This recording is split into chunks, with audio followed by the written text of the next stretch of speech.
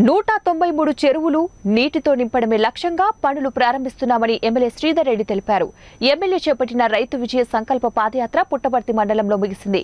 ఈ సందర్భంగా నిర్వహించిన సభలో ఎమ్మెల్యే మాట్లాడుతూ ఎన్నికలకు ముందు హామీలు ఇచ్చి ఎన్నికల అనంతరం ప్రజలను మోసం చేసే చంద్రబాబు ప్రభుత్వం కావాలో లేదంటే ఇచ్చిన మాటకు కట్టుబడి హామీలన్నీ నెరవేరుస్తున్న సీఎం జగన్మోహన్ రెడ్డి పాలన కావాలో ప్రజలే తేల్చుకోవాలన్నారు.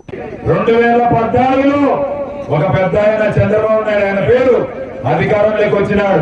ఆయన అధికారంలోకి వస్తామని వర్ణదేవుడు అక్కడ చైనా వైపు వెళ్ళిపోయిన మన దగ్గర లేడు, ఇండియాలో లేనే లేడు. కరువు వస్తామని 2014 నుంచి 2019 వరకు నిత్య కరువులతో అల్లాడుతున్నటువంటి మన ప్రాంతంలో వర్షాలు లేక మన ప్రాంతంలో ఉన్నటువంటి అనేక మంది రైతులు ఇతర ప్రాంతాలకు వలసలు పోయి ఇతర ప్రాంతాలకు జీవనోపాధి కోసం వెళ్ళిపోవడం జరిగింది.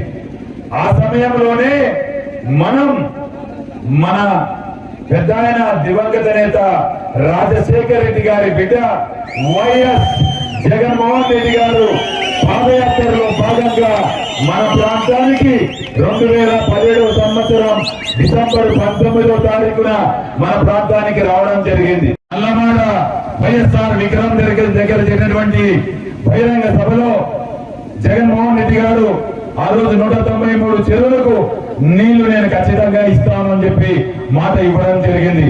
ఆ మాట కట్టుబడి అధికారంలోకి వచ్చిన తర్వాత 2019 సంవత్సరం మే 30వ తారీఖున ఈ రాష్ట్రానికి జగన్మోహన్ రెడ్డి గారు ముఖ్యమంత్రిగా ప్రమాణ స్వీకారం చేసిన తర్వాత అసెంబ్లీలో ఇందాక శంకరన్న చెప్పినట్లు అసెంబ్లీలో రోజు కూర్చొని అన్నా మనం ఇద్దరం కలిసి మాట ఇచ్చినాం, ఇదో మీరు రైతులకి అందరూ సంతకాలు పెట్టించిన పేపర్లు ఏం చేద్దామని ఇంకేముంది చేసేది, సంతకం పెట్టాం చేసేది అని చెప్పాడు. అంటే ఇచ్చిన మాట కట్టుబడి ఖచ్చితంగా చేయాల్సిందే, ఈ ప్రాజెక్టు మనం మాట ఇచ్చాం చేయాల్సిందని చెప్పి జగన్ చెప్పడం జరిగింది.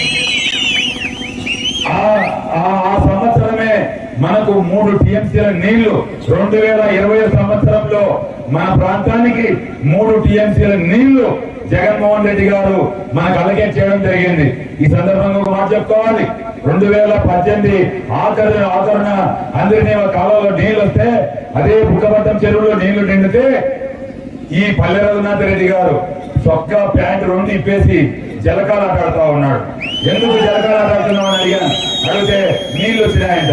నీకేమన్నా అఫిషియల్ గా వచ్చినాయని అడిగాను, అఫిషియల్ గా వచ్చి రాలేదంటాడు. ఆ పక్క ఉన్నటువంటి పైన ఉన్నటువంటి గొల్లపల్లి చెరువు, గొల్లపల్లి రిజర్వాయర్ అవన్నీ దానికి ఆయకట్టు స్టెబిలైజేషన్ మొత్తం చేసుకున్నటువంటి పరిస్థితులు, కింద ఉన్నటువంటి చెరువులకు ఎక్కడే కానీ మనకు అధికారికంగా వాటర్ అలొకేషన్ లేనటువంటి పరిస్థితి.